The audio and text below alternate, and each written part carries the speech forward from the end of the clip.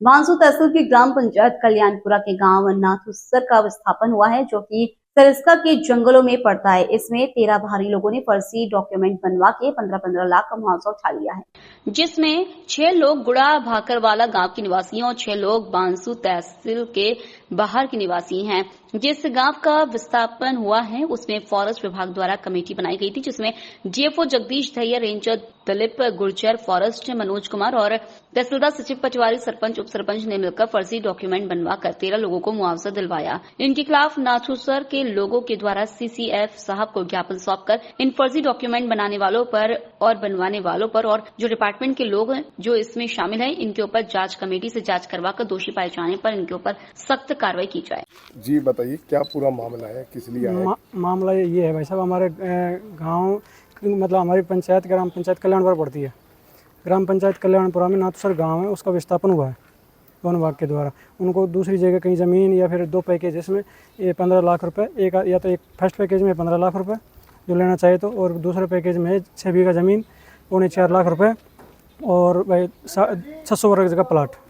और जो फर्जी तरीके से जिनका नाम लिखा गया है उनको दिया गया है पैकेज। भाई उन लोगों को पता नहीं चले, उस गांव वालों को, कि भाई यहाँ ज़मीन इनको दी गई है। अगर वो वहाँ ज़मीन उनको दे देते, पैकेज में आ जाता उनका नाम, तो वो सोचते कि भाई वो पूरा गांव ही विरोध कर देता। लेकिन वो हम जैसे मैंने क्या है कि आरटीआई लगा के और लिस्ट निकलवाई इनके वन विभाग से, और लिस्ट में मेरे को पता चला कि भाई ये इतने लोग फर्जी हैं। 13 लोग फर्जी हैं इसमें, जिनका मैंने बता दिया है। उनमें जो ज्ञापन दिया उसमें ब्यौरा है कि भाई 6 लोग तो फर्जीवाड़ा किया है, फर्जी डॉक्यूमेंट्स बनवा के किया है। जबकि हम एक बात बताओ, जैसे मान लो 6 लोग तो ऐसे हैं जो मेरे गांव के निवासी हैं। उन गांव के बारे में हम नहीं जानते कि भाई ये यहाँ के निवासी हैं कि नहीं है, लेकिन वो डॉक्यूमेंट्स में बन रहे हैं कि वहाँ नाथुसर के निवासी बन रहे हैं। और वैसे डॉक्यूमेंट्स, अब उन्होंने डॉक्यूमेंट्स ये बनवाए। मैंने इनसे दहिया साहब से बात की थी, पहले ज्ञापन दे के गया है 2 तारीख को मैं दहिया साहब को कि भाई साहब इनके ऊपर कार्रवाई की जाए। और आज 17 तारीख को दोबारा मैं सीसीएफ साहब को ज्ञापन देने आया हूँ। उसमें क्या बोल रहे हैं?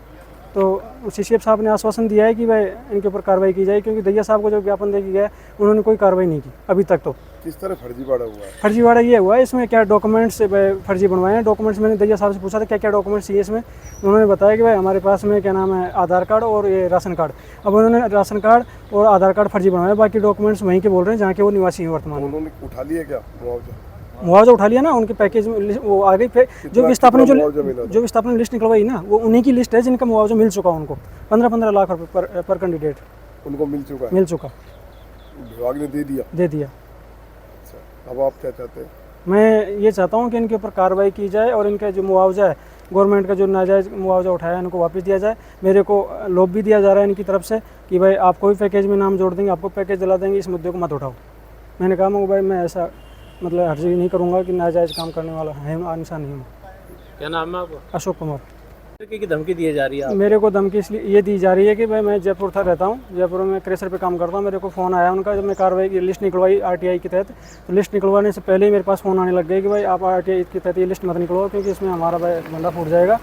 तो अगर आपने ये कार्रवाई की, हमको पता चला कि आपने ये कार्रवाई की है, तो आपको या तो हम नहीं है या तुम नहीं हो, ये धमकी दी जा रही है। और मुझे आशा भी है, जब एक बंदा कोई धमकी दे सकता है मुझे, तो मुझे ये लगता है कि जो 13 लोग इनमें फर्जी जुड़े हुए हैं, तो शायद इनका भी मेरे पास कॉल आ सकता है धमकी के लिए कि भाई वो तुमने ऐसा क्यों किया। इनकी रिकॉर्डिंग वगैरह है क्या आपके पास? एक जने की रिकॉर्डिंग है मेरे पास में। क्या कह रहा है वो रिकॉर्डिंग में? रिकॉर्डिंग में ये बोल रहा है कि भाई मेरे मतलब एक बहन है और भाई मेरे तो आगे पीछे कुछ नहीं है। अगर ऐसा ही तुमने मामला किया, तुम दोनों भाइयों ने, मेरा नाम अशोक है, मेरा भाई का नाम विष्णु है, तुम दोनों भाइयों, अगर मुझे पता चला कि तुम दोनों ऐसे ये कार्रवाई की है, तो या तो तू नहीं या फिर मैं नहीं। ग्रामीण आपसे मिले हैं, किस तरह की शिकायतें उनकी क्या है? ये जो अभी ग्रामीण यहाँ पे आए थे, उनका मेनली ये कहना है कि जो रिलोकेशन पैकेज है वो कुछ ऐसे व्यक्तियों को दिया जा रहा है या दिया गया है जो उस गांव से बिलोंग नहीं करते हैं। तो ये शिकायत मेरे पास आ चुकी है। अब इस शिकायत का मैं पूरा जांच करा के इस पर जो भी संबंधित लोग हैं हमारे यहाँ जिन्होंने इस तरह का कोई फर्जीवाड़ा किया है, तो उसके खिलाफ हम इनके खिलाफ कार्रवाई करते हैं। और बाकी जो हमारा रिलोकेशन का जो प्रोसेस है, वो हम ये चाह रहे हैं कि किसी भी तरीके से उस प्रोसेस में कोई हाल्ट ना आए, कोई रुकावट ना आए। तो उसके लिए अभी लगातार प्रयास कर रहे हैं, क्योंकि रिलोकेशन सरिस्का टाइगर रिजर्व के हिसाब से बहुत इंपॉर्टेंट पहलू है, तो उस पर ध्यान दे रहे हैं। क्या नाम है सर आप? संग्राम सिंह कटियार। लोकल से लेकर ग्लोबल तक की खबरों के लिए देखते रहिए सच्ची रिपोर्ट।